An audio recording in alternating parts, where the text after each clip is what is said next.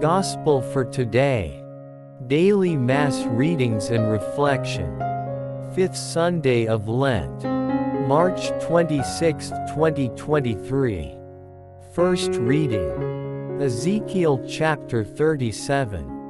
Verse 12 to 14. Thus says the Lord God. O my people, I will open your graves and have you rise from them, and bring you back to the land of Israel. Then you shall know that I am the Lord when I open your graves and have you rise from them, O my people.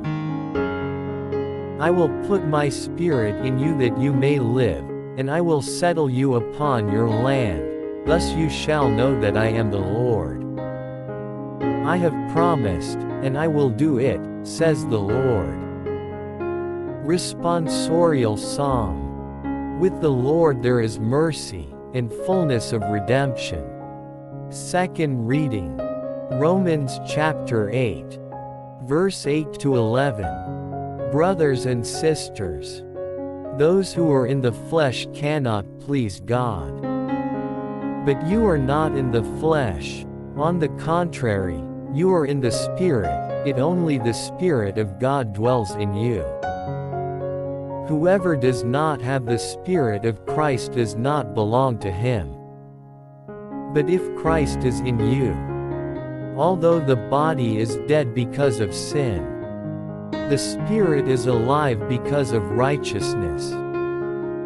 If the Spirit of the one who raised Jesus from the dead dwells in you, the one who raised Christ from the dead will give life to your mortal bodies also, through his Spirit dwelling in you. Gospel. Jesus' raising of Lazarus. John chapter 11. Verse 1 to 45 chapter 11. Verses 3 to 7, 17, 20 to 27, 33 to 45. Now a man was ill, Lazarus from Bethany, the village of Mary and her sister Martha. Mary was the one who had anointed the Lord with perfumed oil and dried his feet with her hair. It was her brother Lazarus who was ill. So the sisters sent word to him saying, Master, the one you love is ill. When Jesus heard this he said, This illness is not to end in death, but is for the glory of God, that the Son of God may be glorified through it. Now Jesus loved Martha and her sister and Lazarus. So when he heard that he was ill, he remained for 2 days in the place where he was. Then after this, he said to his disciples, Let us go back to Judea. The disciples said to him, Rabbi, the Jews were just trying to stone you, and you want to go back there. Jesus answered, Are there not 12 hours in a day?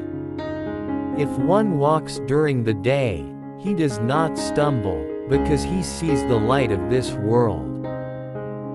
But if one walks at night, he stumbles, because the light is not in him. He said this, and then told them, Our friend Lazarus is asleep, but I am going to awaken him. So the disciples said to him, Master, if he is asleep, he will be saved. But Jesus was talking about his death, while they thought that he meant ordinary sleep. So then Jesus said to them clearly, Lazarus has died. And I am glad for you that I was not there, that you may believe. Let us go to him. So Thomas, called Didymus, said to his fellow disciples, Let us also go to die with him. When Jesus arrived, he found that Lazarus had already been in the tomb for 4 days. Now Bethany was near Jerusalem, only about 2 miles away. And many of the Jews had come to Martha and Mary to comfort them about their brother. When Martha heard that Jesus was coming, She went to meet him, but Mary sat at home. Martha said to Jesus, "Lord, if you had been here, my brother would not have died. But even now know that whatever you ask of God, God will give you." Jesus said to her, "Your brother will rise." Martha said to him, "I know he will rise in the resurrection on the last day." Jesus told her, "I am the resurrection and the life. Whoever believes in me, even if he dies, will live, and everyone who lives and believes in me will never die. Do you believe this?" She said to him, "Yes, Lord.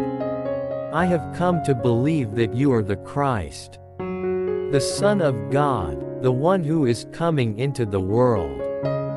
When she had said this, she went and called her sister Mary secretly, saying, "The teacher is here and is asking for you." As soon as she heard this, she rose quickly and went to him, for Jesus had not yet come into the village, but was still where Martha had met him. So when the Jews who were with her in the house comforting her saw Mary get up quickly and go out, they followed her, presuming that she was going to the tomb to weep there. When Mary came to where Jesus was and saw him, she fell at his feet and said to him, "Lord, if you had been here, my brother would not have died." When Jesus saw her weeping and the Jews who had come with her weeping, he became perturbed and deeply troubled, and said, "Where have you laid him?" They said to him, "Sir, come and see." And Jesus wept. So the Jews said, "See how he loved him." But some of them said, "Could not the one who opened the eyes of the blind man have done something so that this man would not have died?" So Jesus, perturbed again, came to the tomb. It was a cave, and a stone lay across it. Jesus said, "Take away the stone." Martha, the dead man's sister, said to him, "Lord, by now there will be a stench. He has been dead for 4 days." Jesus said to her, "Did I not tell you that if you believe you will see the glory of God?" So they took away the stone. And Jesus raised his eyes and said, "Father, I thank you for hearing me. I know that you always hear me, but because of the crowd here I have said this, that they may believe that you sent me." And when he had said this, he cried out in a loud voice, "Lazarus, come out." The dead man came out, tied hand and foot with burial bands, and his face was wrapped in a cloth. So Jesus said to them, "Untie him and let him go." Now many of the Jews who had come to Mary and seen what he had done began to believe in him.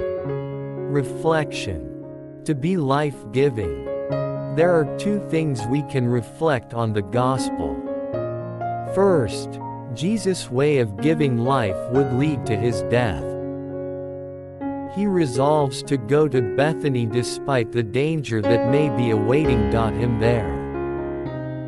He is always ready to lay down his life for others to live. Second, Lazarus becomes an instrument for many to believe in Jesus. He also leads a dangerous life in believing in Jesus and in leading others to believe in Jesus. This conveys the message that life can only be experienced in its fullness when it becomes a life of faith in Jesus who has laid down his life that others may live. Likewise, every follower of Jesus is challenged to also lay down his or her life for others to live.